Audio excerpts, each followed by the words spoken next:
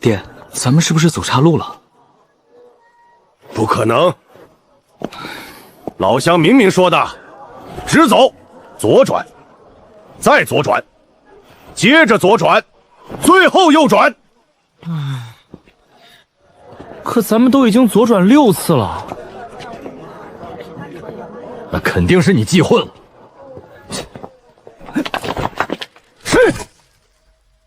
谁？大胆！就是这俩人，刚才在这儿骂冯县令是狗官的，就是他们。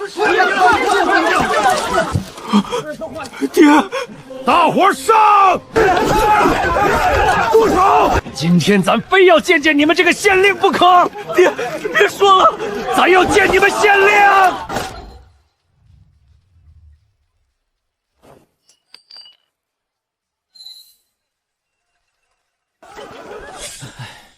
洪武大帝朱元璋微服私访凤阳的第1日，就被当地百姓套了背篓。凤阳县的百姓谢衣不全，食不果腹，官府粮仓空空。一场暴雨过后，整个凤阳更是饥寒交迫。凤阳百姓都苦成这样了，咱这个当皇帝的心里怎么能不疼？既然放心不下，那就亲自走一趟看看。要是百姓真的过得苦，以后就多给些关照。要是那县令真的鱼肉百姓，咱亲手办了他。爹，前面就是凤阳地界了。站住！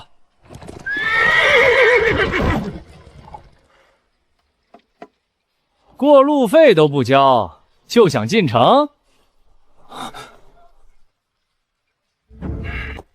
可是县令逼得你们无路可走，只能在这儿拦路收钱。告诉咱，咱替你们教训那狗县令！你什么身份，也敢辱骂冯县令？除了我们凤阳本地人，谁也没资格骂冯县令是狗官。百姓竟如此护他，莫非是被冯禄威胁了？这过路费怎么算？车5两，马3两，4舍5入，收你100两。这也能4舍5入？彪儿，给钱。哇，冯禄，咱记住你了。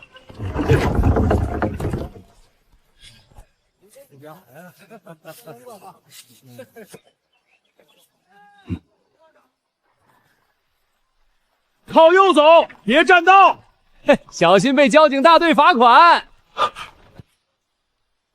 凤阳官道年久失修，泥泞难行，凤阳粮仓空空，百姓食不果腹，百姓褐衣不完，苦不堪言。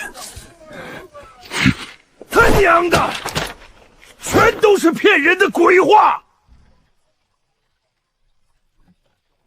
那边为何不用排队 VIP 通道。什么通道？县令大人吩咐过，交得多的待遇好，这就是 VIP 通道。进城费每人2两，马3两，车5两。进个城还要收钱？想见县令得另加钱。多少？500两，这是敲门砖。真是好得很。冯禄这贪官，外地来的吧？敢骂冯县令，真是活腻了。这人真有种。爹，要不咱们少说2句吧？咱偏要见见这狗官。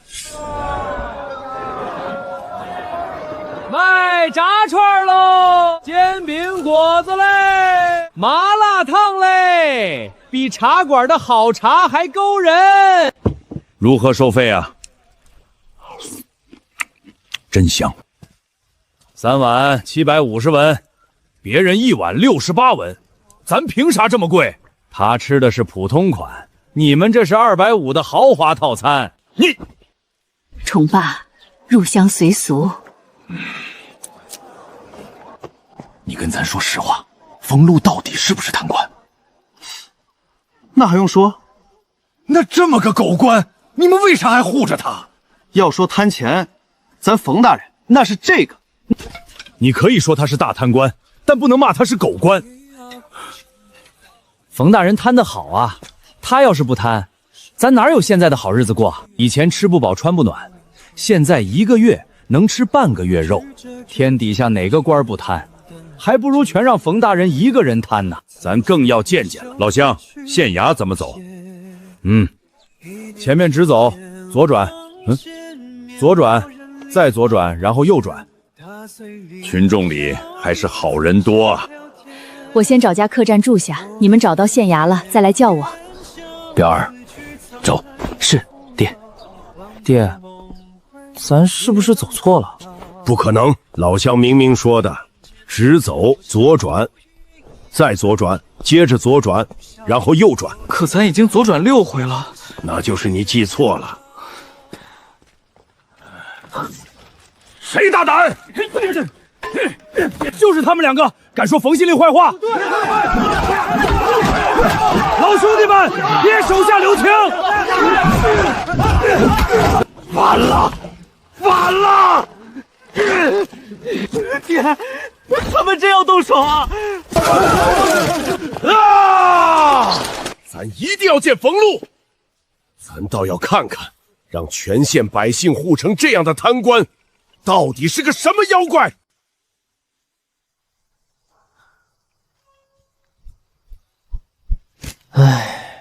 又是哪个不长眼的在外头骂本官？大人，是2个外地来的老头，看着兜里还挺有货的。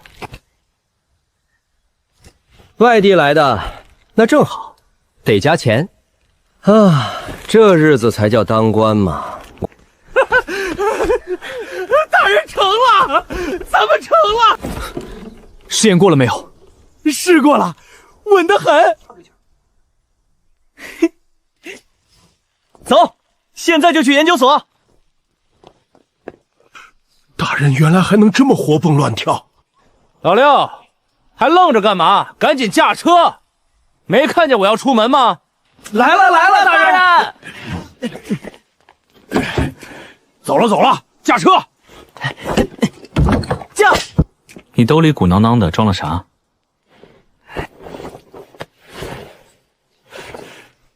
？10个，出个门还揣这么多吃的，再这么吃下去，你老大我都得被你吃破产。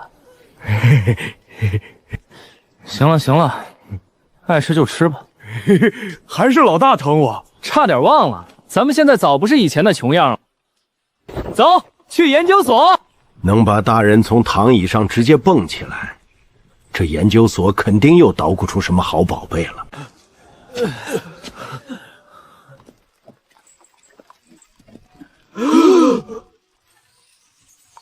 爹，这马车比您宫里的御驾还气派。你不说话，没人把你当哑巴。宫里上上下下都还厉行节俭，居然有人这么挥霍民脂民膏。这马车是谁的？还能是谁的？咱们冯县令大人的。这车整个凤阳没人不认识。表儿，咱们倒要看看这贪官冯路坐着这么好的车，到底要去哪儿享乐。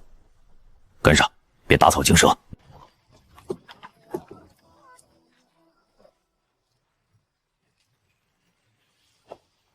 要不叫老六去打发了？不用管。要不要让老六去处理？每天崇拜本官的人那么多，那2个说不定是本官的粉丝。那饭呢？私生饭。大人，粉丝和饭不都是吃的吗？怎么还能用来形容人？哪来那么多问题？卑职懂了，崇拜大人的饭吃不得。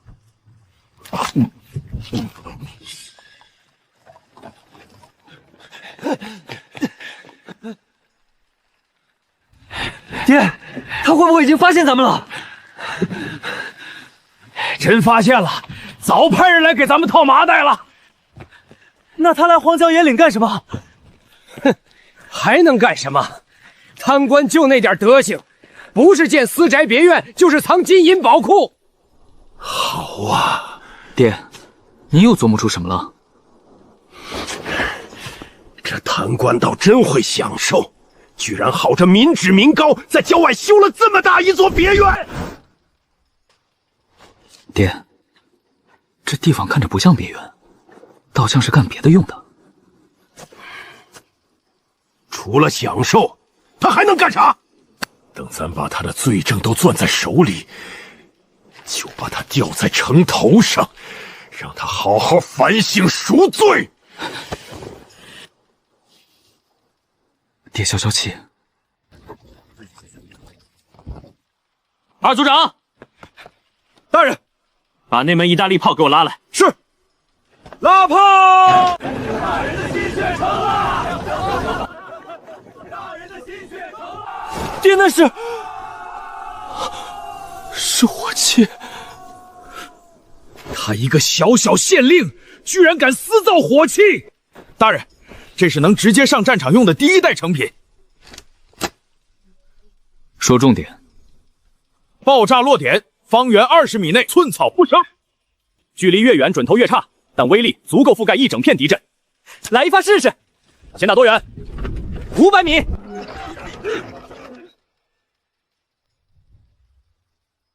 爹，我心里有点发慌，总觉得不对劲。咋了？你一个堂堂太子，怎么也学刘伯温那老东西神神叨叨的？对了，刘伯温不是跟咱们一块儿来的吗？进了城怎么就没影了？爹，现在不是想刘伯温的时候。爹，我先去那边方便方便。行，那咱也去方便一下。爹，您在边上，我这咋不方便？你从小光屁股都是咱看着长大的。儿臣现在是太子，有本事你篡位，咱没有二话。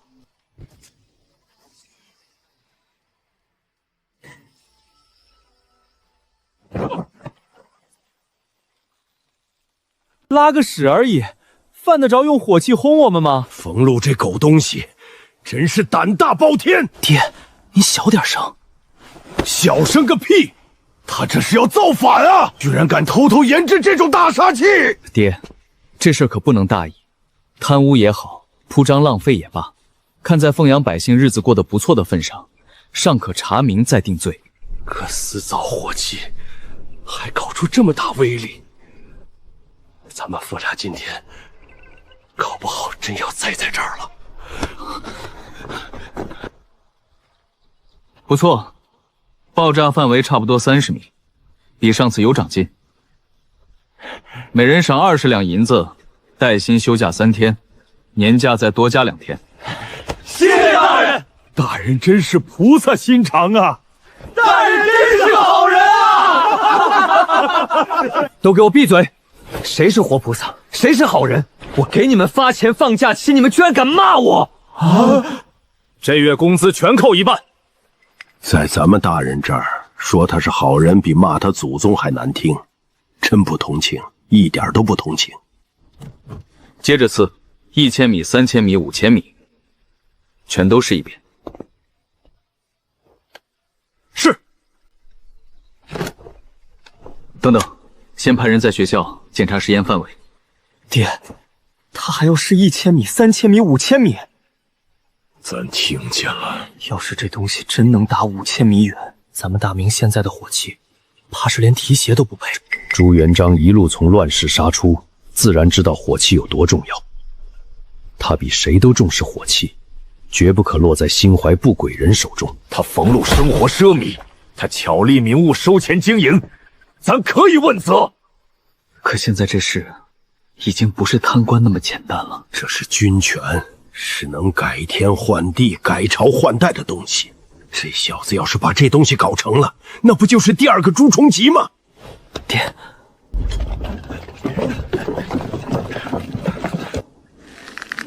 他这是要造反呐！敛财造炮，私造军械，咱倒要看看这冯路还要给咱多少惊喜。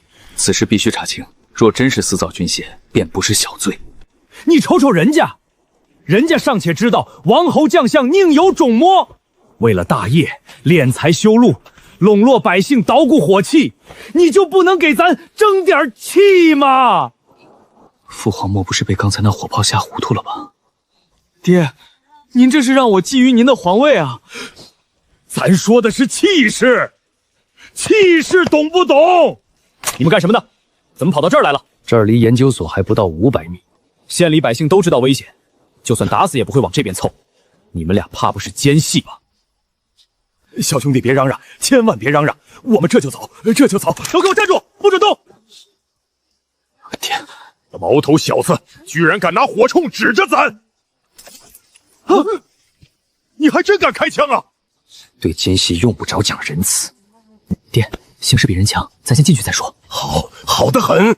凤阳连半大孩子都敢拿火铳指着咱鼻子了，走！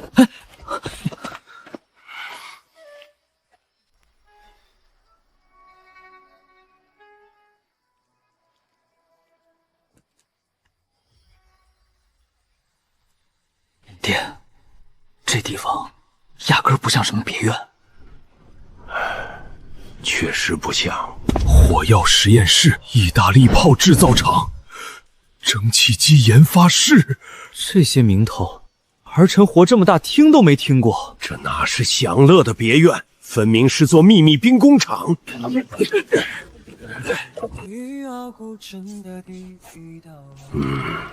爹，他们看着不像是瞎搞的。程绵，你怎么带2个陌生人进来了？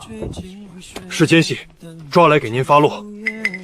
好你个俸禄，秘密工厂里还摆果盘。奸细，太好了，可算逮着个奸细了。爹，他们见到奸细为何这么高兴？怕不是都疯了。大人，这2个奸细就归我们意大利炮研究所。一边待着去！你们什么都抢，我们蒸汽机这边正缺人手呢。都别争了，我们火药实验室前几天又炸伤了好几个，谁有我们缺人？抢就抢，谁怕谁？原来这就是凤阳县藏得最深的机密之地。哼，真是世风日下，光天化日的，3个人抢成一团，倒也热闹得很。行了行了，都还没确认他们是不是奸细呢，你们倒先抢上人了。咱们县里的百姓自己打工1个月最少也能赚5两银子，还能天天跟家人待在一起。你们俩打哪儿来的？我们是从应天府来的，真不是奸细。我叫朱大木，这是我爹。我们父子俩来凤阳做点生意。做生意？是。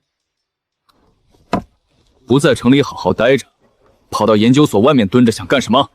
刚才在街上瞧见您的马车，就跟着过来看看。爹，您的名讳，您说吧。哼，咱出生在8月，家里排行老8，所以名字叫巴巴。好家伙，你还真叫猪巴巴呀！没看出来，这老头父母还挺有想法，给孩子取这么个名字。看完了没？行了，我就叫你老朱，叫你儿子朱大木。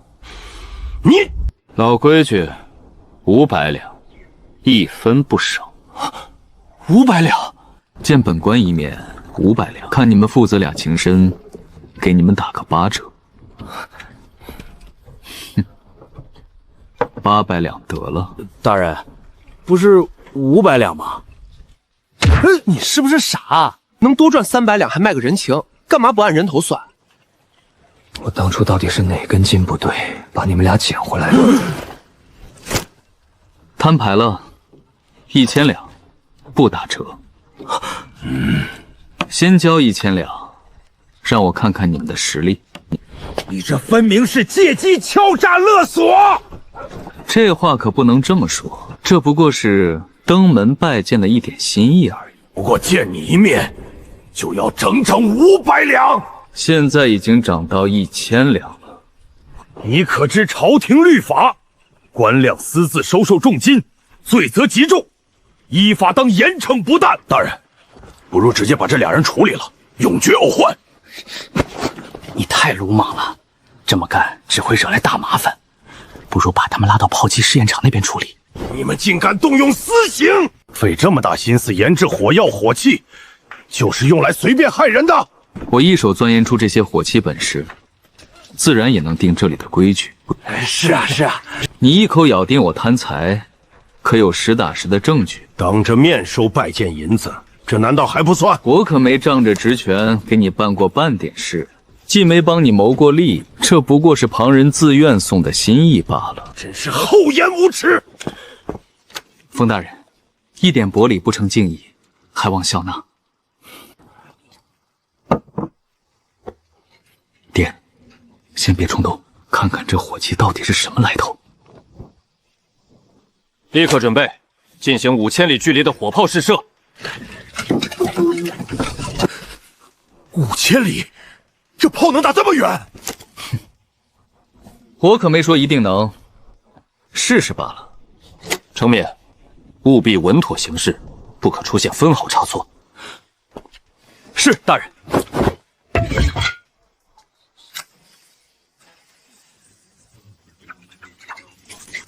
装填发射居然这么快！由远及近，接着试。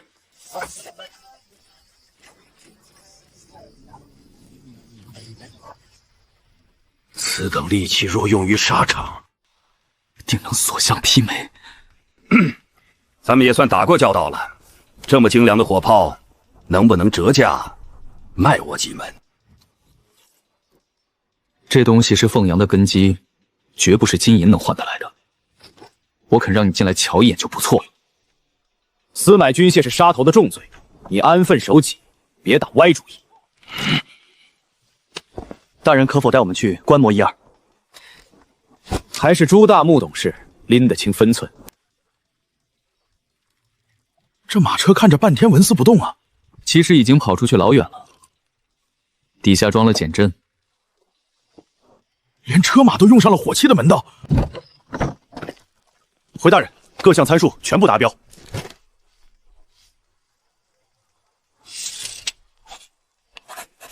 大人，这次的最终成果远超预期。这次干得漂亮，所有人俸禄往上提，该有的福利也一并补全。还有福利？除了俸禄，还有别的福利？敢问大人，这些福利是晃阳新的规矩吗？头一条是养老，不用干活，每个月也能按时领银子。第二条是医疗，百姓看病的花销大半由府衙承担，要是一时没活干，府衙全包医药费，还有额外的救济。工伤、做工、生孩子都能领补贴，补力添丁，兴旺人口。除此以外，还有住房补贴，这些加起来合称5险1金。多谢官爷，多谢官爷。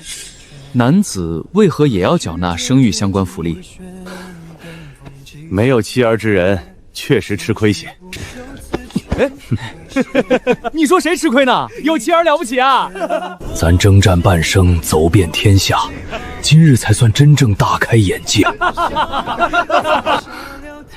爹，这5险1金，听着处处都为百姓着想，看着是为百姓好，哼，这里头藏的门道可不少。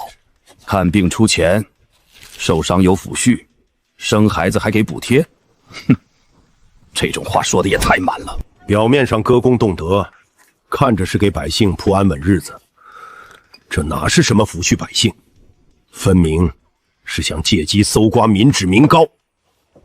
可现在凤阳百姓吃得饱穿得暖，宫房里的人也都是真心向着他。正因如此，才最是凶险。他能用银钱笼络民心，用虔诚招揽能人，靠福利稳住人心。这样的臣子，要是能一心效忠朝廷，那是大明社稷的天大福气。要是哪天朝廷派人来巡查查办，记得先备好打点的银子。朝堂之上，绝不能留着这么个不受掌控的臣子。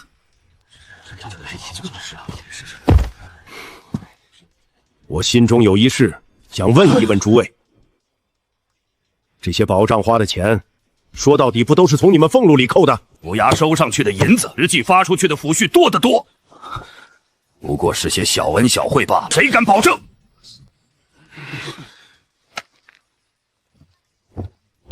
他能月月按时发养老钱，一辈子管你们的生老退死。等哪天他高升调走了，卷着攒下的银子一走了之，你们到时候叫天天不应，哭都没地方哭。是冯大人来了之后，我们才有了安稳的活计，能吃饱穿暖。就算他有心积攒钱财，我们也心甘情愿。再说大人从来不会欺负穷苦百姓，普通老百姓那点小钱，他根本看不上眼。爹，局势不妙，你少说2句吧。可惜令尊始终看不明白。父皇此番太过冲动了，刚才当众拆我的台，这笔账咱们慢慢算。想来你还不知道实情，自打推行这些民生福利，我一直都是自掏腰包往里贴钱补窟窿，竟还要倒贴银两。向来擅长聚财之人，怎会甘愿行这般亏本之事？日后定要借往来经商的由头，好好拿捏一番。我也就是随口问问罢了。现在看来，冯大人果然是真心体恤百姓，是世间少有的好官。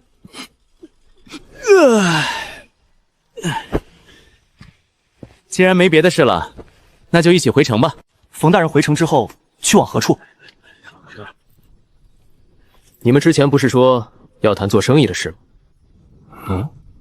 我手里有批新奇玩意儿，可以交给你们代卖，看看你们做生意的本事。要是销路好，以后车马行的生意也能交给你们打理。爹，已经到地方了。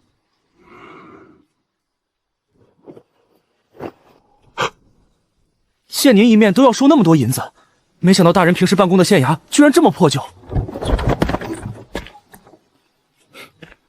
还愣着干什么？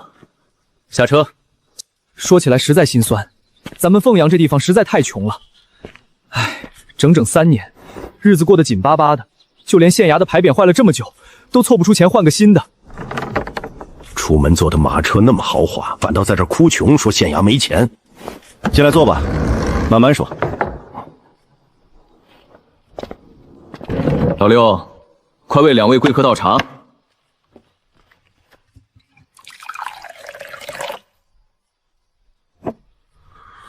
凤阳如今财力减缺，如今也只能置办得起这般粗劣碎茶。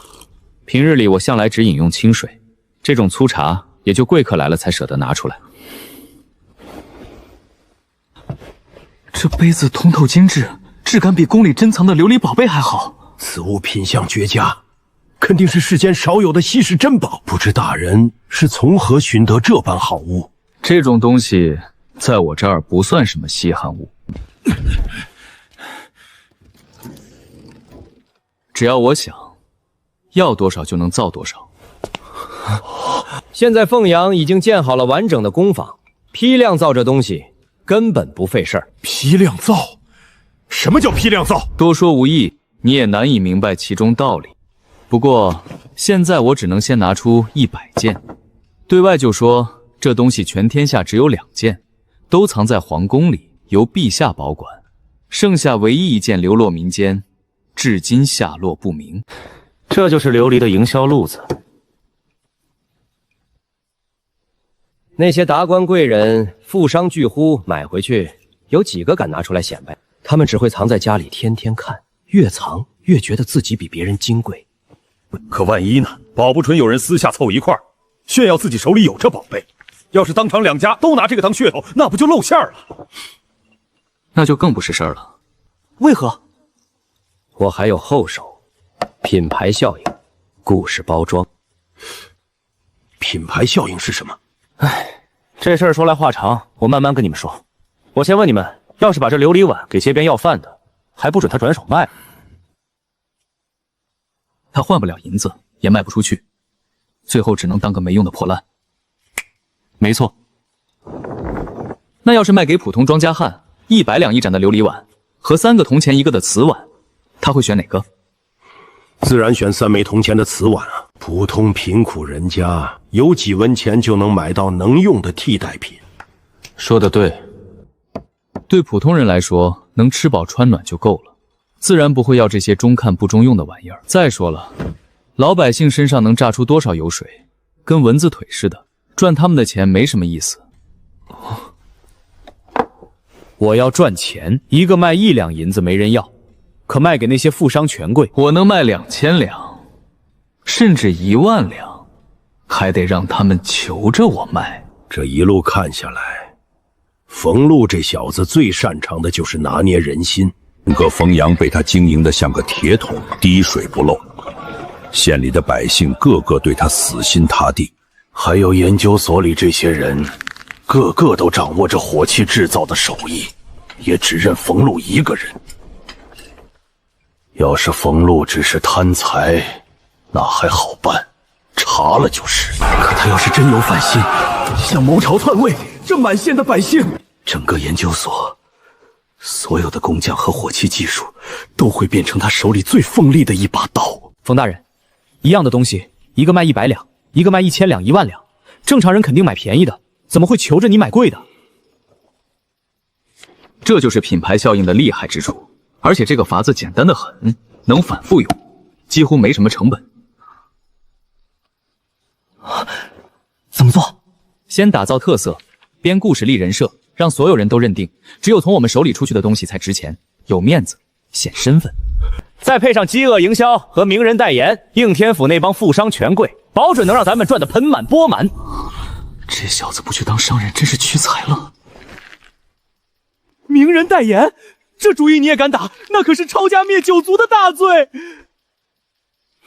我说的不是炒菜的盐，名人代言啊，就是请个有名望、有身份地位的人用咱们的东西。别人一看大人物都用这个，自然也想跟着买，觉得这样就能离自己崇拜的人更近一点。原来买的不是东西，是身份。周大木，你脑子转得挺快啊。表儿学得还挺快。那饥饿营销的倡议又是什么意思？简单，是不是让铺子里的伙计饿着肚子卖东西，卖不出去就不许吃饭？要是真这么干，也太不近人情了。你这想象力可真够丰富的，不是吗？不给伙计饭吃，他们哪有力气给你干活？那到底是什么意思？你们拿着这批货回应天府，就干3件事。头一件，把品牌形象和价值立起来；第二件，找个足够有名望的人站台。要是你们能借到皇帝的名头，那也算你们本事大。这贪官居然真敢打皇帝的主意。第3件，编故事。编什么故事？就对外说这东西是海外齐国的神赐之物，漂洋过海，历经万里风浪才到了大明，再跟爱情、权势、福运、长寿这些东西扯上关系。故事越玄乎，价格就能卖得越高。价格往高了定，每隔一段时间就限量卖3、5个。要是有人想多买呢？不给。为何？越不给他，他就越想要。那些达官贵人不怕东西贵，就怕别人有他没有。你越说这东西稀缺，他就越觉得尊贵；你越说这东西只配有身份的人收藏，他就越怕自己不够格。这么说，能明白吗？好家伙，真难喝！这破茶渣子根本不是人喝的。方才还说这是招待贵客的好东西，还是奶茶好喝。茶叶水兑上牛奶加蜂蜜，再放些煮烂的红豆，那才叫人间美味。这小子敛财造势，控价的门道可真多。这破破烂烂的县衙，怕也只是做给外人看的幌子。咱已经明白了，这批货便先拿走。你这是何意？货款，货款，不然呢？你还想白拿不成？说吧，要多少银子？100个琉璃盏，3万两银子。100件3万两，合着一个300两。要是用刚才说的法子，卖到1000万两也不是不可能。爹，3万两可不是小数目。行，这银子我出。不过咱现在身上没带这么多银票，得回去取一趟。可以，老朱你先回去，到时候直接来县衙找我就行。2位老爷慢走。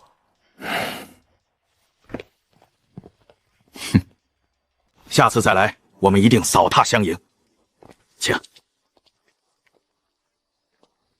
爹，这师爷倒是挺懂礼数的，比他家大人像个人样。夫人，待会儿还能给您做头部水疗。水疗？是，您喜欢水温烫一点，还是温和一点？这几种花香蒸馏都能选。这地方倒是挺会享受的。我们凤阳客栈的服务那可是第一。就这么几页纸，居然能把政令、民生、商训文章都囊括其中。这篇文章见解独到，不知作者是何人。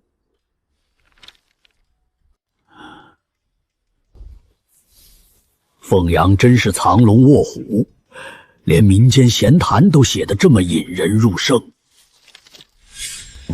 秀英，你可在里头？进来吧。秀英，你脸上这是何物？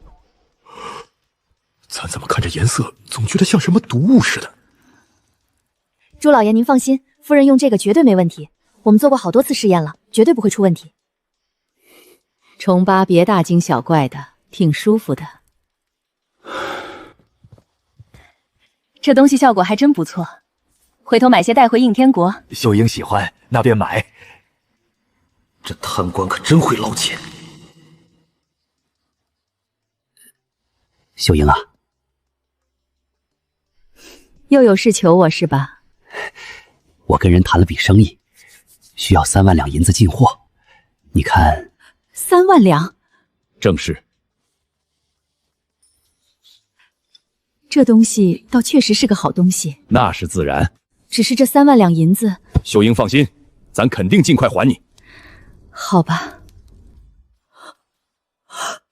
100个？不错，咱心里有数。这东西拿回应天府，绝对稳赚不赔。重八，你怕是被那个冯县令坑了。坑了？你知道这琉璃碗在这儿的铺子里卖多少钱一个吗？咱还没来得及逛大街呢。老王秘制小汉堡，走一走，看一看，要千万不要错过。秀英，你叫咱？博文，是你？微臣不敢，岂敢直呼陛下名讳？那是谁喊的？难不成是我幻听了？重八，你看，是不是那个摊主在吆喝？今天开业第一天，一个汉堡只要8文钱。摊主，来一个汉堡。味道不错。你还吃得下？8文钱一个，里面有鸡蛋，有肉，还有精细白面做的饼，个头大，分量足。确实不贵。按凤阳县百姓的收入来看，花销8文钱的汉堡，你可别一时气上头就把冯路给处置了。秀英，你这是在替他求情？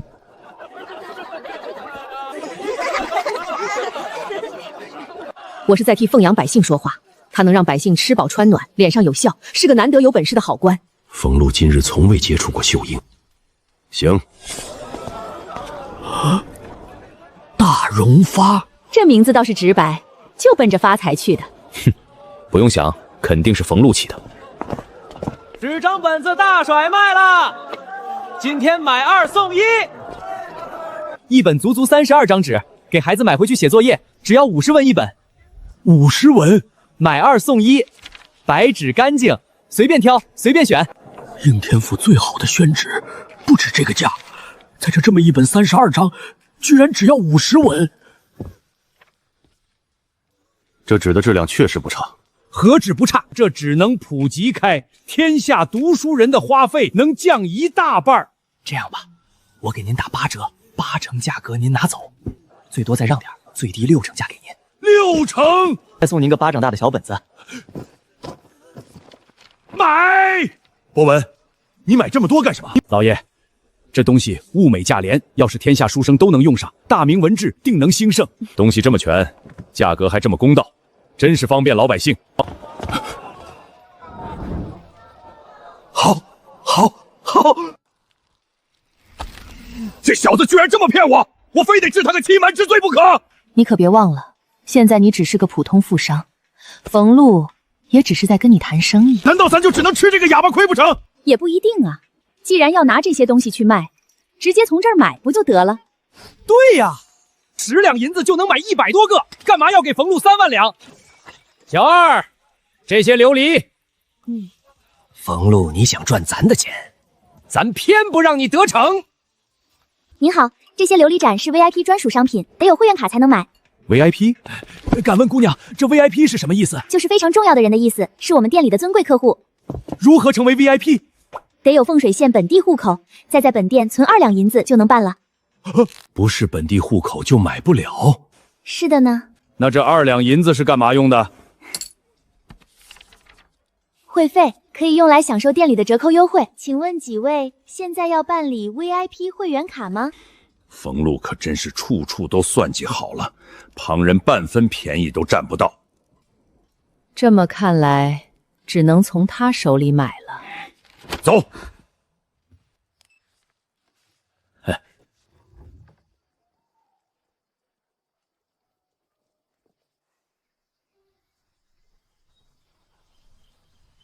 老朱，你来了，快坐，快坐。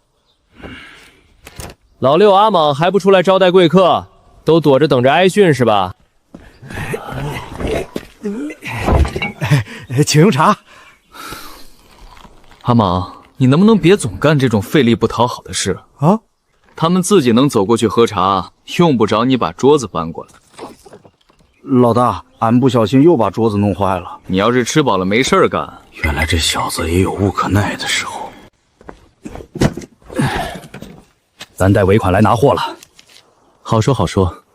刚才在大荣发逛了一圈，看到一模一样的琉璃盏，1两银子能买6个。这3万两银子，咱花的实在不甘心。价格是贵了点儿，可拿到别的地方卖，物以稀为贵，照样能赚大钱。贵的不是这琉璃盏本身，是我研发它的技术。研发技术？为了研究出这东西，我花了多少心血和真金白银，不多收点怎么回本？这技术只有我掌握，这东西也只有凤阳能造出来。出了凤阳地界，它不就是稀世珍宝吗？你拿回去能赚钱就行，何必纠结从我这儿进货的价格呢？货咱拿走了，财神爷就是爽快。不过我还有几个问题想问问冯县令。尽管问。富阳这么多研究经费都是从哪儿来的？光靠百姓种地的那点收成，根本撑不起这么大的开销吧？这老登该不会是上面派来查账的吧？绝不能让他们就这么轻易走了。冯县令，得想个法子留住他们。没事没事，我正琢磨着怎么好好招待你们呢。别以为咱没听出你话里的意思。冯县令，开门啊！开门呀！开门！我知道你在家，别躲在里面不吭声。老六、阿莽，快过来保护我！老大，俺也怕呀。要是能选，我宁愿这辈子从没见过门外那个女人。连私造活弩都敢干的冯路，居然怕门外一个普通妇人。冯县令，再把老六和阿莽交出来！你们俩到底惹了什么事？不给人家一个交代！老大没有，我也没有啊。那人家怎么都找上门来了？开门！都给我出去，把这事解决了，不然你们俩都别回来。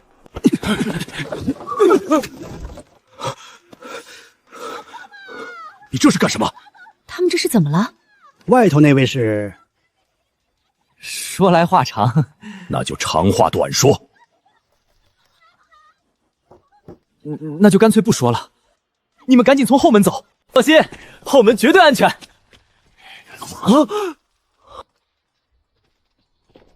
放开我！你到底想怎么样？冯县令，今天你不给我个交代，我就赖在这儿不走了。给你交代，赶紧走吧。冯老弟，你该不会是欠下什么人情债了吧？我说的不是这个交代。那你倒是说清楚啊！我问你，我丈夫到底被你弄到哪儿去了？我一个有夫之妇，现在活得跟个寡妇一样。别让这2个傻大子糊弄我，谁不知道他们俩都听你的？俺说的是真话。你就直说，我家那喜子到底是死是活？你猜猜。放了！这世上有什么东西拥有4条腿却不会说话，也不会动？是桌子。答错了，是你家相公，他现在真的不在了。这冯路说话怎如此直接？丈夫死了上门来问，她却还在这儿打马虎眼。这位夫人，你莫怕，若你是想讨回公道，我等皆可为见证，也能帮你。我又不认得几位，这县令看着不着调，我却信他。我清楚他性子就这样。既然人真的不在了，那我便回去了。慢走不送。回头我改嫁，冯县令记得送礼。好，一定送到。走吧，走吧，你们都赶紧走吧。好好的寻常百姓，你究竟安排他们做了何事？最后竟连尸骨都没能寻回。冯县令，难不成你在暗中贩卖人口？若另有隐情直说，只怕误会更深。凤阳本地本就没有什么豪门大族，别处州县的百姓终日也是为争粮食田地奔波，家境好些的，一天也不过勉强吃上2顿饭，可在凤阳，一个月都能吃上2、3回肉食。你们猜为什么？我刚来这儿的时候，本想着熬上3年就离开这片苦地，可仔细一想，这地方本就穷困潦倒，我要是也撒手不管，这些百姓还能指望谁？我上任之前，凤阳刚闹过一场大饥荒，一子而食，一子而食。有农户用自家留种的粮食下地耕种，结果被人暗中下手，以此威慑旁人。对方究竟用了什么手段？夜里有人往田地里泼滚烫的热水，百姓起初毫无察觉。等过了半月，田里始终不见种苗破土，众人这才惊觉1年的活路断了。那时候凤阳的地不是地，是棺材板，谁种谁等死。百姓为何不去官府申冤？你去问问当今洪五爷，问问他当初为何不报官，为何被逼得走投无路。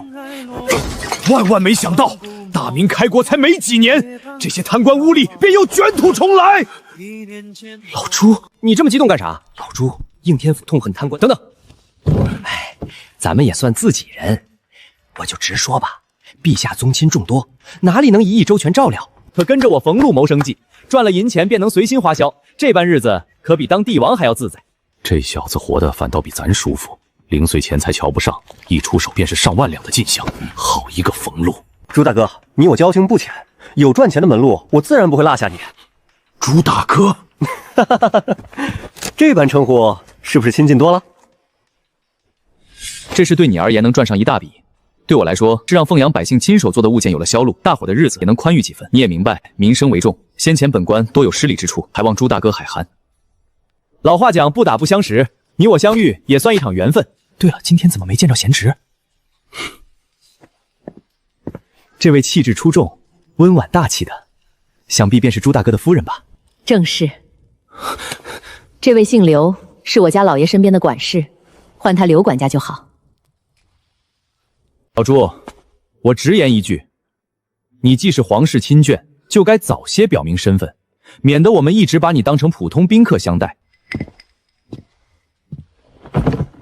倘若让你知晓我便是当朝天子，不知你会不会惶恐叩拜？冯路，朱大哥，请讲。你身为凤阳县令，若真心体恤百姓，以民生为重，行事便不该这般随性洒漫。就连当今圣上尚且日夜为国事操劳。依我看，他只是抓不住关键，费力不讨好，要紧的大事没落实，反倒在杂事上耗费精力。一派胡言！糟了，他竟当着圣驾说出这般狂言。朝廷推行重农抑商，让百姓休养生息，又严办贪官，而你便是眼下大明头号贪吏。也就你自以为是，好歹也算皇家亲友，眼界竟如此短浅，如同井底之蛙。这席会上若是要吃冯路的席，不知能有几个肉菜。皇上的想法虽好，却太过理想化，想要全盘推行，实在难如登天。以为靠着重农抑商就能让百姓富足，削减俸禄就能让官吏清廉，一味加重刑罚就能整肃风气，那还不如空想一场。你清楚自己在胡言乱语吗？我自然明白，当今皇上是一国之主，该着眼军国大政，而非纠结各类细碎琐事。重农抑商看似抬高农人身份，四处开荒一派热闹，可百姓终日辛劳，也只求混个温饱而已。先前我提过凤阳2种遭毁的旧事，天下百姓日子大多拮据，头10年首要目标本就该是解决温饱，可陛下反倒一心打压商贾。哼，你本就是贪利，自然处处偏袒商人。哼，商人多了，富商太有钱了，老百姓一辈子辛苦，便是给地主富商当牛马。果然是皇室中人，倒也知晓几分实情。可吃过苦头，就该正视现实，商人并非全无用处。如今百姓手中物产全靠商贩流转，若是无人收购，生计便难以为去。倘若百姓食不果腹，官吏也生计窘迫，谁还会真心为民办事？那依你之见，该如何行事？你的意思是要给官员增加俸禄？这本来就是人之常情。冯禄这小子忽然顺眼多了，俸禄自然该涨。一名官吏要养活全家老小，还要安顿仆人杂役，日常应酬开销也少不了。朝廷任用官员，难道还要纵容他们贪图享乐？我说的是维持基本的体面生计。既然横竖都是贪心，至少能让家人过上好日子。有人苦读10数载甚至20多年，求学本就耗费巨大，不少寒门子弟倾尽家财才谋得一官半职，本想改换门铃，可如今有些官员的日子反倒比不上家境稍殷实的百姓。如今不过洪武，就已有不少官员难以支撑。长此以往，君臣之间的矛盾早晚会激化，根本压制不住。常言道，兔子逼急了也会咬人，更何况这些历经层层考核博取功名之人，绝非软弱之辈。大人，隔壁茶商徐远前来求见。朱大哥，我去见位友人，你不介意吧？若是介意，你大可先行离开。无妨，咱也想结识一下冯老弟的友人。冯大人，不知怀远县令一职可有眉目？等此番考核结束，下一任怀远县令便是你。我要的东西，你带来了吗？这是我的履历，还有8万两银票。咋了，朱哥哥？看你脸色，莫不是肠胃不舒服？茅房从这边过去，右手边，找不到就让阿芒引路。冯禄，万幸太子今日并未同行。你别碰咱！嘿，你这还害羞了，脾气挺大。你可知你方才所作所为是在公然卖官？我知道啊。这么明显，你看不出来？好，真是好得很。你不过一介县令，哪有权力决断临县县令的人选？怀远县地界不小，你怎能私自定下人选？莫非背后还有人撑腰？还是嫂子心思通透，竟还有同党？单凭我一人，自然做不到。我在凤阳经营多年，上下打点周全，托他们办事，不过举手之劳。好得很！本以为就你一人贪腐，没想到滁州一地早已腐朽透完。这下冲爸是真动了杀机。知道你急，但你别急。你就不怕当今圣上降罪，取你项上人头？我又不是神仙，砍了脑袋就活不成了。但我这事谁也挑不出半点毛病。买官卖官何时是合法合规？你仔细看看便知。大明律法里可从没有这等章程，带动地方生计，为贫苦民众谋求生计，吸纳2000多平民务工，招商引资，招揽能人，治理怀远。创办希望小学，提供工作岗位，做得远比不少官吏出色。说到底，咱所求本就是让百姓安居乐业。老朱，这份履历递上去，他出任县令，算得上名正言顺吗？他本有资历与才干，大可凭借举荐走正规途径上任。可你收了银两，整件事就变了性质。今日众人皆是亲眼目睹，完全可以作证。你们本就是一路人，彼此作证岂能当真？除了你们，还有别人看见吗？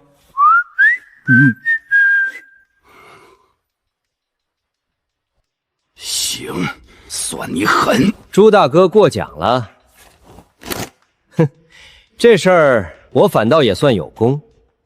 哼，至少我为怀远百姓挑了位真心能带大家过上好日子的官员。好官，花8万两银子买来的好官。若是不用徐远，你们可知下一任县令会是谁？原本内定的人选。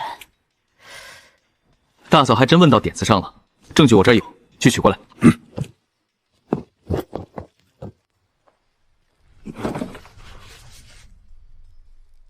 这是……不要在意世俗眼光，现在给你个机会得到我。南瓜、冬瓜、哈密瓜，你是我的小傻瓜。阿毛，你拿这玩意儿干什么？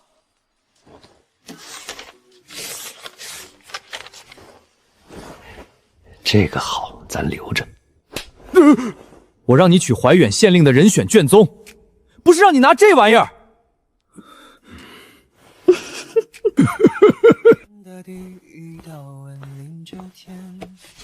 喏，这是原定接任怀远县令之人的相关文书，都在这儿了。寒窗苦读饱览典籍，不过是徒有虚名。他是平县前县令旭家大哥，只是这层关系极少有人知道。买官卖官，结党营私，这才是真正的官场。彻查，给咱查得一清二楚。所以是走关系。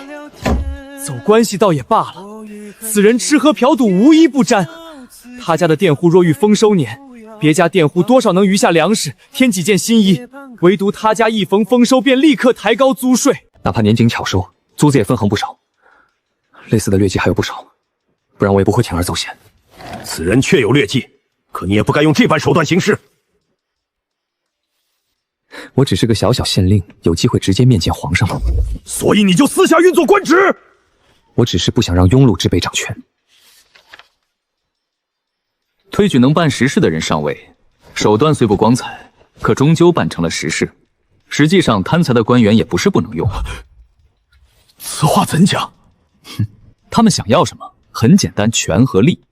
只要你捏住他的把柄，掌握给权的尺度，再给他一定利益，他自然玩命给你干。清官有何不好？他们想青史留名又高高在上，吃不饱穿不暖，你跟他讲圣贤礼句，他听得进去吗？若当年给当今陛下一个读书机会，却依旧不给他饭吃，不给他衣穿，让他啃树皮挖草根，你说他还会不会被逼得走投无路？不少人憎恶贪腐官吏，认为是他们害得百姓贫苦，朝堂不稳。可这些人最初又是如何变成这般模样的？有人渐渐忘却本心，就算还记得，那份初心也早已与自身无关。平县前任县令便是我亲眼所见的例子。当初他初次见我，便斥责我贪图钱财，将我贬得一无是处，还说此生绝不会与我这类人同流合污，更不会变成我这般模样。后来呢？你们猜这些东西是谁送来的？难不成是那位平县县令？还有这些物件，各式名贵文房、字画典籍，全都是他送的。这些东西于我而言算不上稀奇，不过摆着撑撑场面，我便留了下来。若你说的是真的，他当年既看不起你，又骂你贪财。老朱，我犯不着编造这些。你瞧那边，还有他亲手题写的诗作，字不错，字是不错，脑子当年是真不行。此话怎讲？道理很简单。那时候两地百姓全都吃不饱饭，穿不暖衣。我一心想着先让大家填饱肚子，有活可做，能挣到银钱度日。可刘怀生偏要带着百姓读书识字，不光召集县里文人开课，他自己也亲自前去讲学。不行了，不行了，憋不住了，老朱，让我笑会儿。他往日总把书中自有黄金楼，书中自有颜如卿挂在嘴边，如今却半句都不再提起。引导百姓读书本是一桩善事，可百姓身处饥寒之中，读书终究难解当下困局。填不饱肚子的时候，书本救不了性命。所以说，清廉之人未必就不会误事。我不是说读书不好，可一个快要饿死的人，你让他埋头苦读，他只会反问一句：问什么？书能当饭吃吗？百姓连明天口粮都没有着落，你和他说黄金屋颜如玉，他们只会觉得你站着说话不腰疼。我知道很多人痛恨贪财的官员，贪财的官员不该恨，该恨。可你们有没有想过，这些人是怎么来的？那他后来为何会彻底变了？因为他终于明白，圣贤典籍救不了饥肠辘辘的人，一味清廉也换不来糊口的粮食。后来他自己提着礼物来见我。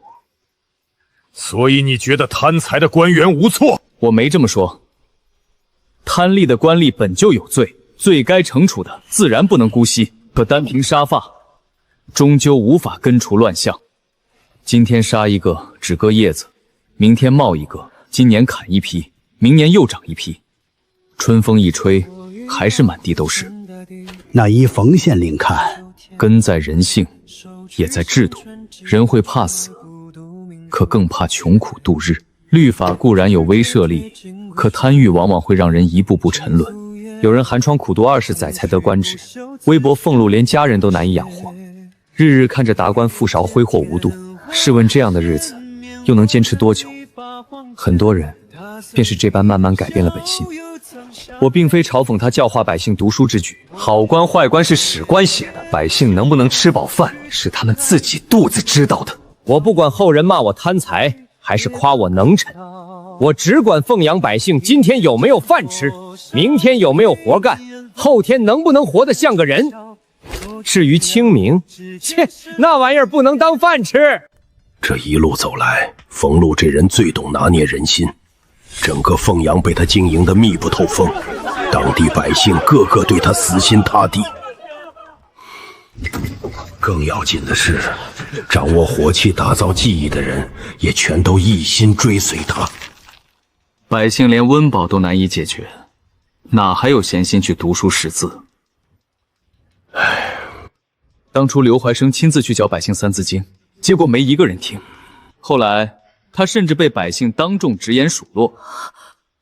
寻常百姓竟敢对地方官说出这般重话，说的可直白了。来来来，我给你们模仿一下。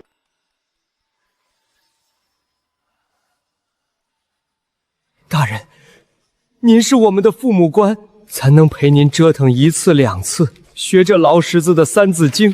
可求求大人，也体谅咱们家中孩子等米下锅，老娘等要治病，这书我们背会了，念会了，能给孩子当饭吃吗？能给老娘治病吗？能给我那重病在床的老娘当药用吗？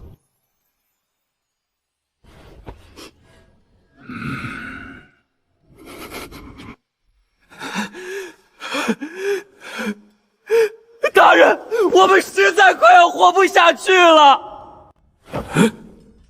咱真的要饿死了。您吃得上饭，我们每日却只能吃1餐。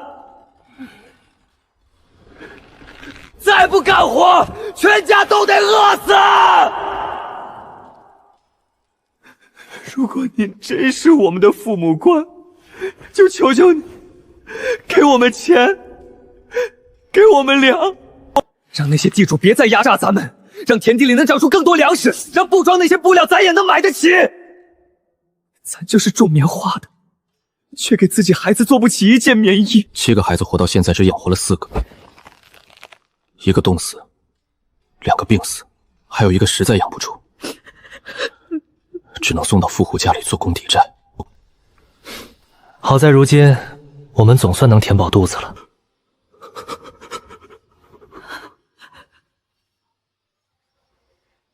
刘怀生听完这些话，失魂落魄回了家，就此一病不起，连日高烧，足足休养了近2个月才痊愈。然后呢？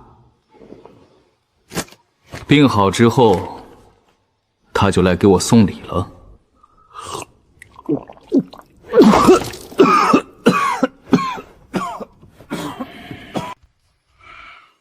老朱，瞧瞧你兄弟我本事如何？还不赶紧夸上几句？咱的手为何如此像大人？老朱，我刚才表演这么精彩，说的口干舌燥，你好歹给点茶水片吧。去，一边去！咱没钱都是穷苦人。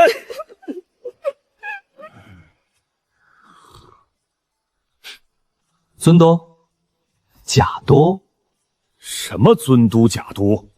咱说没钱就是没钱。真的吗？我不信。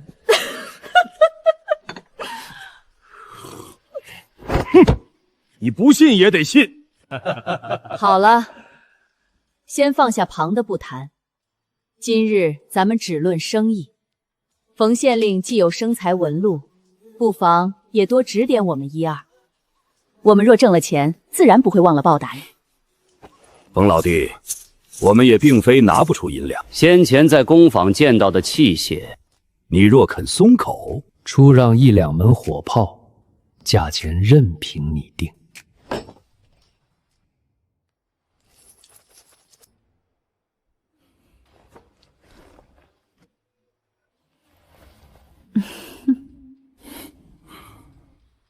如果你们真正想做的生意是火器生意，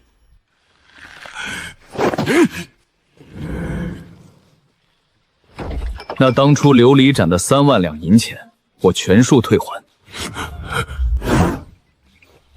你们想要多少补偿，我也一概应允。这门生意，我宁愿吃亏，也绝不会接手。他连3万两白银都甘愿退回，却执意不肯售卖火器，莫非是想将火炮这类兵器牢牢掌控在自己手中？这老朱为何总惦记着我的火器？他真的是来挣钱吗？还是想造反？老朱，你我以兄弟相称，你老实跟我讲，你是不是想坐上那个位置？这小子是在试探咱。冯老弟既然开口问了，咱也就不再隐瞒。你手握火器，我有钱财与人手，你我联手共谋大事，你给咱提供些便利，日后大事若成，功劳与好处必然少不了你的。到时候，一人之下，万人之上的尊位也是你的。拿下！不是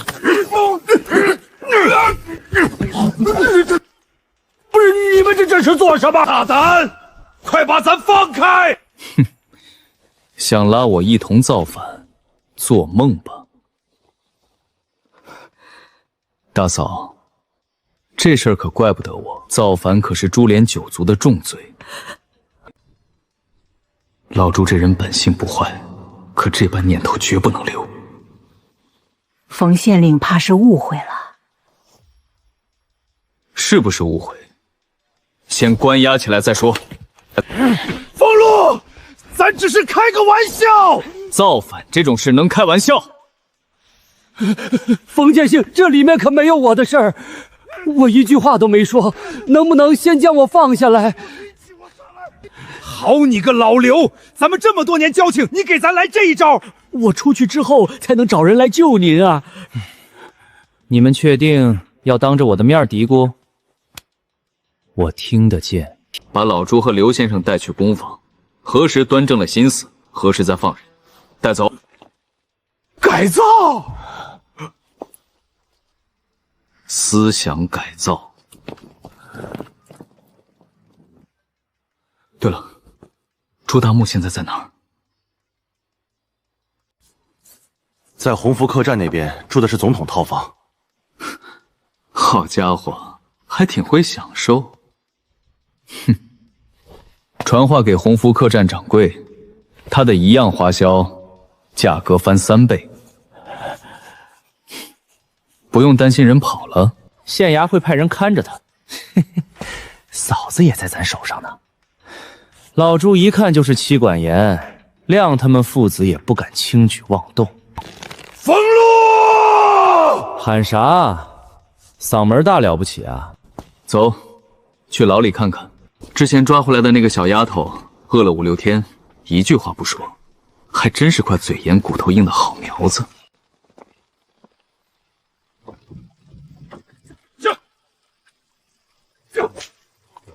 这位小哥，敢问冯县令口中的工坊究竟是何处？那地方还算不错，咱们县令那么狗的人，你们得罪了他，竟然还能不用去矿场挖煤，已然运气极佳了。矿场挖煤，难不成是要去挖一辈子煤？可别乱讲，咱们凤阳可不兴那种。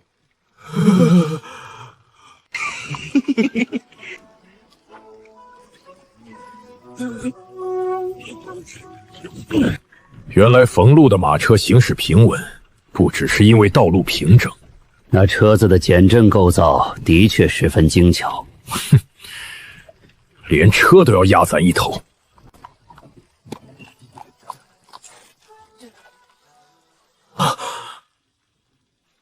怎么样，两位大人？这东郊工业局的气派，可比你们那破旧的县城强多了吧？看你们有点文化，先不能挑，手不能打，就安排去造纸厂做工吧。造纸厂？凤阳县纸张这么便宜，全是这里造出来的。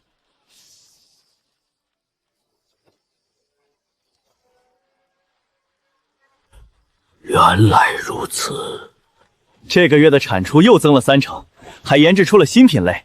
以前的老式纸张现在便宜得很。要不是当衙役是铁饭碗，不愁生计，我都想进厂了。造纸厂前段时间说，1个月保底8两银子。管吃管住，绩效好还有奖金。寻常工人月银8两，还包食宿，从未听过这般待遇。包吃包住也得看怎么包。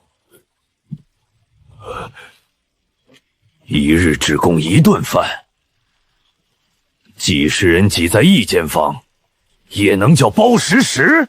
冯路这人心思多，真假好坏总得亲眼看过才算数。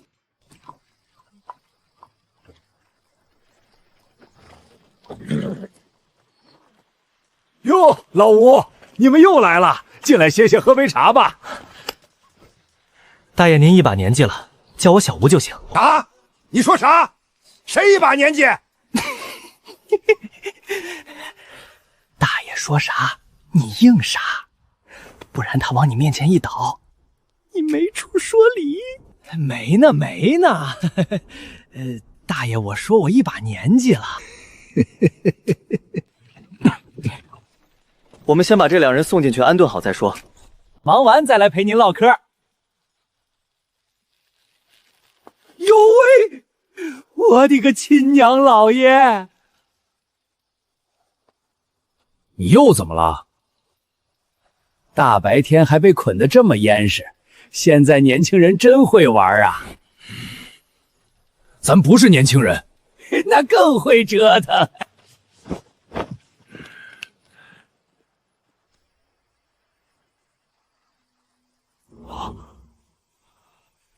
我再也不敢把厂里的纸偷偷拿出去变卖了。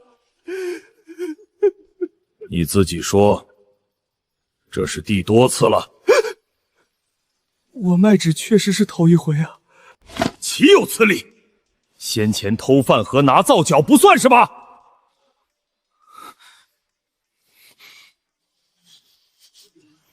厂里管你吃，给你住，给你工钱，你还偷！厂长，求您再宽恕一回，我再也不敢了。给过你2次机会了，第3次犯错就乖乖接受惩罚吧。把人带下去，直炮罚！饶了我吧，厂长，我真的知道错了。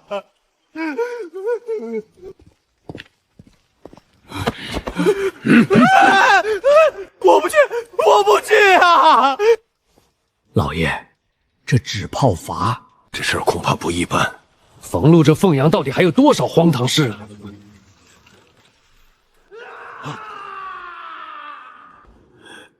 老爷，看来这纸炮法是凤阳最重的责罚。也不一定。此话怎讲？对一部分人是惩处，可对另一部分人反倒成了优待。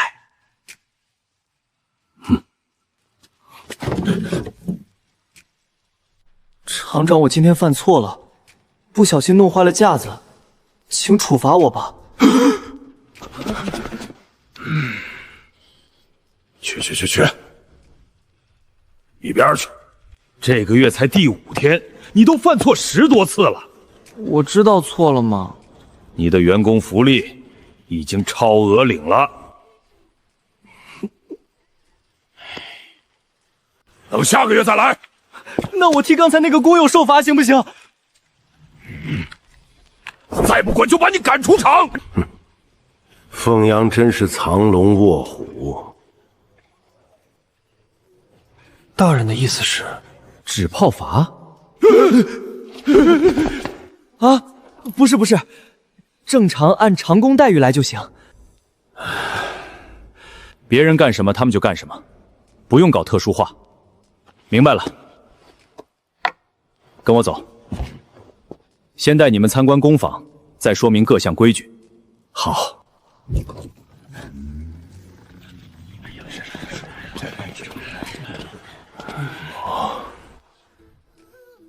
每人先领2套工服，再拿上房门钥匙。他们俩什么来头？凭什么插队？可不是嘛，一身绫罗绸缎，反倒来和我们做工的争抢名额。这厂里人不少啊。吵嚷嚷做什么？都不想干活了？现在还没办入职，不想干的趁早回去。每人2套工作服，换洗用，穿旧了拿旧衣服来换新的。这是脸盆，3条毛巾，还有1套铺盖，自己拿好。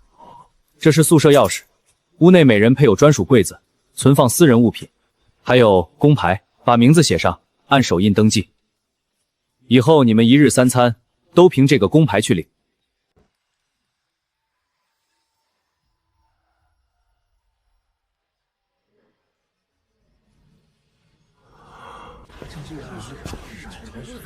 这些东西一共要多少银两？哟，这话可少见，去年才有人问过一回。莫非这些都不用掏钱？这些都是厂里的员工福利，不收钱，也不从工钱里扣。每逢节气还会派发米酱油盐，生日也要填上。生日当天厂里给你们做蛋糕，蛋糕香甜可口，好吃的很。这些福利全都是冯大人定下的规矩。冯大人又精又贪，可他真是好官。反正他贪不到咱穷人头上，还给咱谋福利，咱就支持他。贪财却贪得有原则，心思通透精明，却让所有人都心服口服。老爷，凤阳上下百姓对冯路的评价竟全然一致。要是有人谎称这些物资要收费，或是抵扣工钱，全都是假话。若真有人这么做呢？一经查实举报属实，便赏银10两。老爷，臣每日在朝堂上弹劾百官，接了不少违法乱纪之事，没有功劳也有苦劳，要不你也给臣一点奖励？滚一边去！咱可不像冯路那个大贪官，肥得流油。咱成天批奏章批到狗都睡了，咱还不能睡，也没见谁给咱奖励。谁不是呢？咱们工坊实行4时劳作制，4时辰，4时上工，辰时开工，5时歇息，留出1个时辰用餐休息，酉时便可收工。算下来，每日实际劳作不过3个时辰，月俸足足8两，管吃管住，还另有各项福利。若当年长工有这般待遇，咱还揭竿伐起做什么？天下这么大，能过上这等安生日子的百姓又有多少？若一日不能让人人如此，咱便一刻不敢松懈。明日上工，有老师傅带你们，不会就问，切莫随意触碰器械。厂里每月用水有定量，不准铺张浪费。最重要的是，厂里的东西和技术一概不许向外泄露。入职契约、保密协议和奖惩制度，等会儿签字按手印。谁敢把技术传出去，必定严惩不贷。条理清晰，权责划分明白，赏罚也都有章可循。老爷，这套规制，朝廷的公坊大可借鉴效仿。一间4人，你们暂住这间吧。倒不像别处那样几十人挤在一起，也不会只用一顿饭敷衍众人。你们想啥呢？冯大人精归精，但真要在吃住上苛待工人，工人早把厂门堵了。自己收拾，晚饭凭工作牌去食堂领。食堂就是大伙用餐的地方，饭菜荤素搭配齐全，切记不可铺张，浪费食物是要受罚的。